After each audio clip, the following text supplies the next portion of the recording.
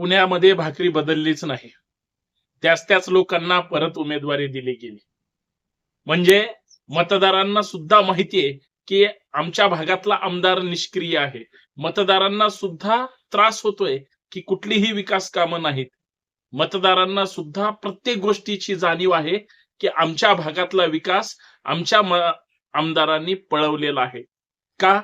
तर पक्षश्रेष्ठींना सुद्धा माहितीये की आपण जो आमदार म्हणून उमेदवार दिला होता तो फक्त पदावर बसला, निवडून आला पक्षाच्या जीवावर, नंतर काही झालं नाही.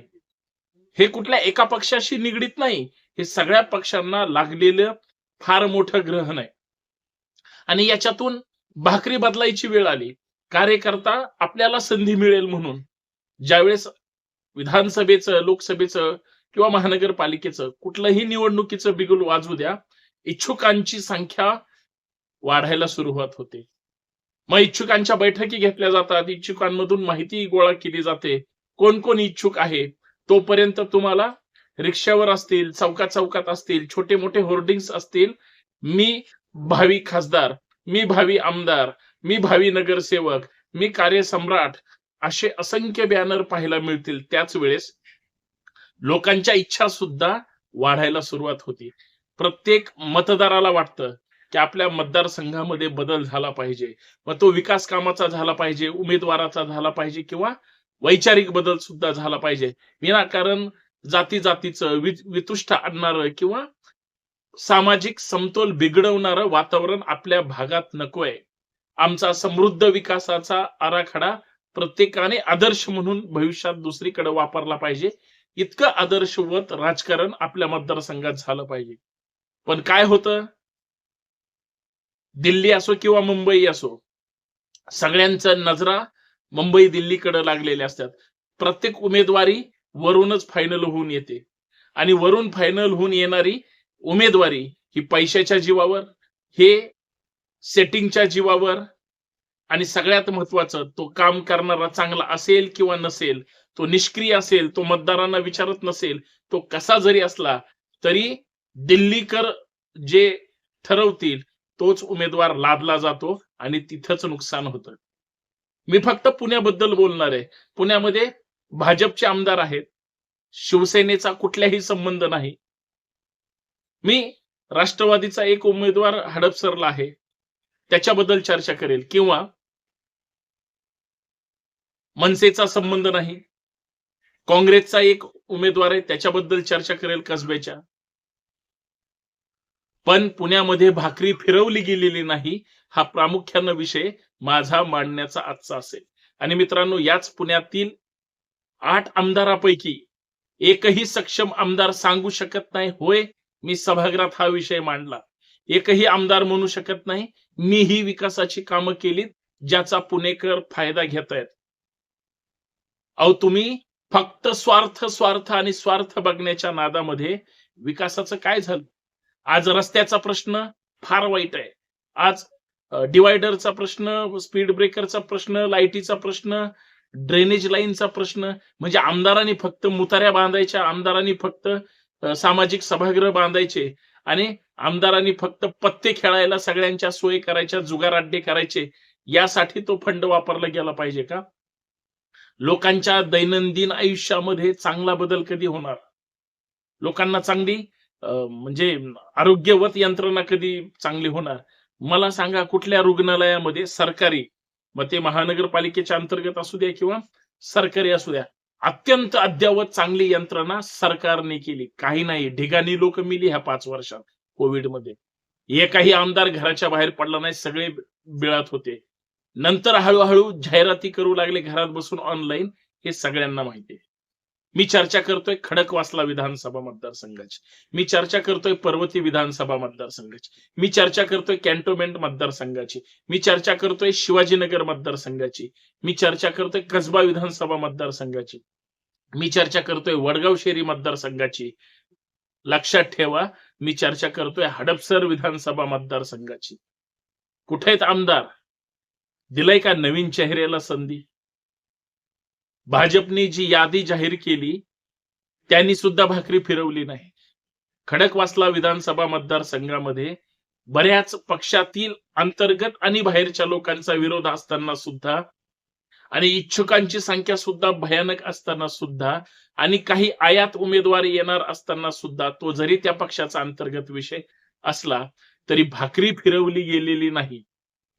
खडकवासल्याचा मतदारसंघातल्या लोकांना विकास हा सर्च करावा लागतो.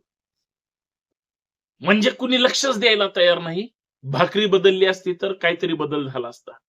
2300 किंवा 2500 मताचा फरक अगोदरच्या राष्ट्रवादी काँग्रेसच्या उमेदवाराला कमी पडले म्हणून आत्ताचे विद्यमान भीमराव तापकीर निवडून आले. पण जर पहिला आला असता तर बदल झाला असता का? उमेदवार बदलामध्ये राष्ट्रवादी काँग्रेस अर्थात आता शरद पवार यांच्या पक्षाने सुद्धा त्याच उमेदवाराला परत संधी दिली. ठीक आहे, संधी ही इच्छुकांना दिली इथपर्यंत ठीक आहे, कारण ते काही निवडून आलेले नव्हते. पण त्यांची लढाई जोरात झालेली होती. धनकवडी किंवा आंबेगाव दक्षिण पुण्यातल्या लोकांनी त्यांना त्यावेळेस कदाचित ताकदीनं मदत केली नाही म्हणून राष्ट्रवादीचा उमेदवार निवडून आला नाही, हे अंतिम सत्य आहे. नवीन आलेला माणूस आपल्या मानगुटीवर बसेल म्हणून इकडच्या त्यांच्या नगरसेवकांनी काम केलेलं नाही, हे वास्तव आहे. खाली जाऊ पर्वतीमध्ये इच्छुकांची संख्या होती, माळच लावली होती इच्छुकांची. पर्वती विधानसभा मतदारसंघात सुद्धा 3दा निवडून आलेल्याच उमेदवाराला परत 4थ्यांदा संधी दिली, माधुरीताई मिसाळ. सहज साधा सामान्य नागरिक त्यांना जाऊन भेटू शकतो का, याचं उत्तर अपेक्षित आहे पुणेकरांना, त्यांच्या मतदारसंघातल्या सुद्धा लोकांना. आमदार जरी एका मतदारसंघातला असला तरी तो शहराच्या वतीनं प्रतिनिधित्व करत असला, सहज शक्य नाही त्यांना भेटणं. त्यांचं सर्कल फार मोठं आहे. मग मतदारांना काय मिळणार? विकासाच्या काय गप्पा? त्यांच्या पक्षात सुद्धा अंतर्गत प्रचंड मोठा विरोध होता. इच्छुकांची संख्या सुद्धा जास्त होती. मग ते भीमाले असतील, शिळीमकर असतील, अजून बऱ्याच जणांनी गुडघ्याला बाशिंग बांधलेलं होतं. काय झालं? सगळ्यांच्या इच्छेवर पाणी फिरवलं. पक्षश्रेष्ठींनी मिसाळांना संधी दिली. भाकरी फिरवली गेली नाही. तिथं सुद्धा राष्ट्रवादी काँग्रेसने अश्विनी कदमांना परत उमेदवारी दिली. मागच्या वेळेस त्यांना कुणामुळे फटका बसला होता हे माहित होतं. काँग्रेसचे काही लोक असतील, त्यांच्याच सहयोगी पक्षात आता त्यांचेच 2 पक्ष झाल्यामुळे तिथलाही विषय आता विरोधाचा तसाही मिटलेला आहे. मतात रूपांतर कसं होईल हा संशोधनाचा विषय. तरी सुद्धा मिसाळांच्या कामावर पुणेकर खुश असतील असं म्हणता येणार नाही. जनता ठरवेल. कारण तेच रिपीट. नवीन उमेदवाराचं काय? नवीन त्यांच्या तरी कार्यकर्त्यांना भाकरी कधी फिरणार, हा सुद्धा सगळ्यात महत्वाचा विषय. थोडं पुढे जाऊया. कॅन्टोन्मेंटमध्ये मोठा भाऊ होता, काय आरोप झाले भ्रष्टाचाराचे, मग दुसऱ्या भावाला संधी मिळाली. आता दुसरा भाऊ परत दुसऱ्यांदा संधी घेऊन बसला. तिथं सुद्धा एससी साठी राखीव मतदारसंघ आहे. बौद्धांना मिळालं पाहिजे असे बौद्ध म्हणतात. मातंगांचा ही दुसरी त्या ठिकाणी वेळ आहे. काँग्रेसच्या वतीनं सुद्धा तिथं कदाचित रमेश बागवेस दिले जातील आणि मग त्यांच्यात लढत होईल. पण विकासाचं काय? कशा कशा प्रकरणामध्ये ते चर्चिले जातात. कुठं म्हणजे आपली पदाची हुकूमत दाखवण्यासाठी काय काय होतं सगळ्या पुणेकरांना माहिती आहे. साधा 7 लव चौकातून तुम्ही पुणे स्टेशनला जायला तुम्हाला प्रचंड अटीतटीचा सामना करावा लागतो. तिथलीच साधी पार्किंगची समस्या मिटू शकत नाही. वाहतूक सुरळीत होत नाही. मतदारसंघाचं काय घेऊन बसलाय साहेब? विकासाच्या तर गप्पाच मारायच्या नाही. सगळ्यात महत्वाचं, काँग्रेस सुद्धा त्याच चेहऱ्याला संधी देईल. तिथं सुद्धा सत्ताधाऱ्यांनी भाकरी फिरवलेली नाही. कसब्यात सुद्धा तीच परिस्थिती आहे. दंगेकर बापटांच्या निमित्तानं नंतर त्या ठिकाणी जो काही नवीन ट्रेंड आला, त्यावेळेच्या तत्कालीन ज्या गोष्टी घडल्या त्या गोष्टी उभ्या महाराष्ट्राला माहिती आहेत. बापटानंतर टिळक आले. टिळकांचं सुद्धा आकस्मिक त्या ठिकाणी निधन झालं. कसब्यामध्ये दंगेकरांना संधी मिळाली. काँग्रेसने त्यांनाच रिपीट केलं. कारण एकमेव काँग्रेसचा आमदार पुण्यामध्ये दंगेकरांच्या निमित्ताने तिकीट त्या ठिकाणी जाहीर केलं आणि निवडून आले. एकच काँग्रेसला सध्याचा आशेचा किरण आहे. पण तिथं सुद्धा भाजपने सत्ताधाऱ्यांनी पुरंदरदासांना संधी दिली. तिथं सुद्धा इच्छुकांची माळ होते. अजून वेगळ्या वेगळ्या पक्षाचे उमेदवार येतीलच. पाणी तापणारच आहे. शिवाजीनगरची तीच परिस्थिती आहे. आणि बऱ्याच RSSच्या माणसांनी म्हणे भाजपच्या लोकांना हा उमेदवार बदला, तो नकोय, याची नकारात्मकता फार नरेटिव्ह सेट झालाय, असं तसं असताना सुद्धा तीच परिस्थिती नाकारता येणार नाही. पुणे शहरातल्या पेठांचा बहुल भाग म्हणजे कसबा आहे. आणि त्या कसब्यामध्येच काँग्रेसचा उमेदवार असणं किंवा आमदार असणं ही फार मोठी गोष्ट आहे. कारण सत्तेपासून पुण्यातल्या तरी भाजपला बाजूला ठेवण्याचं काम काँग्रेसनी जरी पक्ष म्हणून झालं असेल, तमाम पुणेकरांनी तिथं बदल घडवलेला आहे. ह्या धंगेकरांच्या विधानसभेच्या विजयातला फार मोलाचा वाटा आहे. तरी सुद्धा आता काय होईल सांगता येत नाही. तीच परिस्थिती शिवाजीनगरची आहे. हडपसरमध्ये सुद्धा भाकरी बदललेली नाही.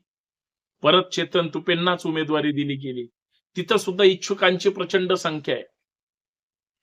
उद्धव ठाकरेंच्या शिवसेनेच्या वतीनं महादेव बाबर असतील किंवा राष्ट्रवादी काँग्रेसच्या वतीनं आत्ता प्रशांत जगताप साहेबांना त्या ठिकाणी उमेदवारी जाहीर केली. तिथं सुद्धा लढाई टस्सल असली तरी शरद पवारांना म्हणजे त्याच ताकदीनं तोड देण्यासाठी अजित पवारांनी भाकरी फिरवलेली नाही. तर त्यांच्यासोबत जो उमेदवार गेला, आमदार गेला, त्यांचीच त्या ठिकाणी परत वर्णी लावली. वडगाव शेरीमध्ये तर भयानक परिस्थिती आहे. पण एक गोष्ट लक्षात आली की इतर 7 मतदारसंघामध्ये भाजप असो किंवा इतर पक्ष हिम्मत कोणाचीच झाली नाही भाकरी फिरवायची. वडगाव शेरीची सुद्धा तीच परिस्थिती आहे. ती सुद्धा जागा राष्ट्रवादी काँग्रेसच्या अजित पवार गटाची आहे. तिथं भाजपचे माजी शहराध्यक्ष, माजी आमदार जगदीश मुळीक इच्छुक असताना सुद्धा भाजपने ऐकून घेतलं नाही. कदाचित ते बंडखोरी करतील न करतील माहित नाही. परंतु शरद पवारांच्या वतीनं बापू पठारेंनी परत भाजपमधून शरद पवार गटात येऊन तुतारी वाजवली. आता त्यांना तिथली उमेदवारी जाहीर झाली. मुळीकांचं काय होईल माहित नाही. आणि अजित पवार गटाने विद्यमान आमदारांनाच परत संधी दिली. भाकरीचं काय? भाकरी फिरवण्याचं काय? भाकरी फिरणार आहे की नाही? तिथं सुद्धा भाकरी फिरवली गेलेली नाही. कार्यकर्त्यांनो, स्वप्नात फक्त सतरंजी येते तुमच्या, झेंडा आणि दांडा येतो. तुम्ही फक्त सतरंजीच्या कोपऱ्यावर बसून नेत्यांचा जय म्हणायचा. कार्यकर्ते जरी मोठे झाले आणि संधीपासून वंचित राहिले तरीही त्यांना काही मिळणार नाही. सगळे सूत्र दिल्लीहून हरतात, सगळी सूत्र मुंबईहून हलतात आणि सत्ताधारी पक्षातले शिंदे गटाला, त्यांच्या शिवसेनेला पुण्यामध्ये स्थान नाही. उद्धव ठाकरेच्या शिवसेनेला पुण्यामध्ये स्थान नाही. थोडीफार काँग्रेसची एक जागा आहे.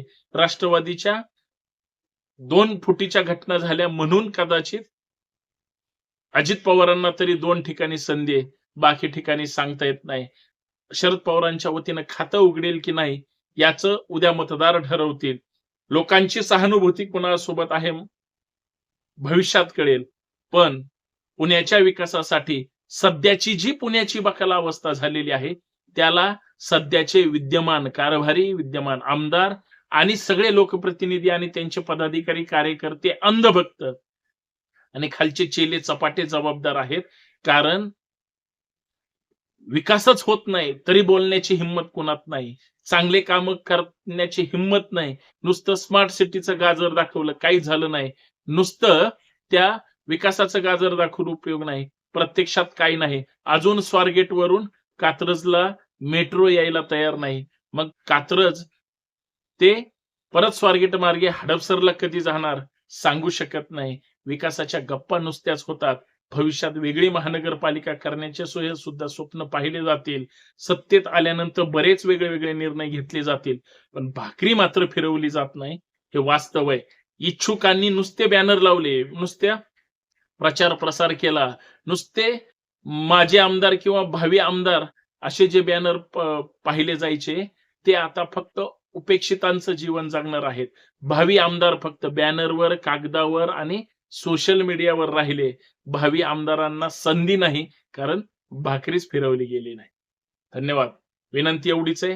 व्हिडिओ लक्षात आला, समजला, अजून शेवटपर्यंत पाहण्याचा प्रयत्न करत जा. पूर्ण व्हिडिओ पाहत जा आणि जास्तीत जास्त शेअर करा.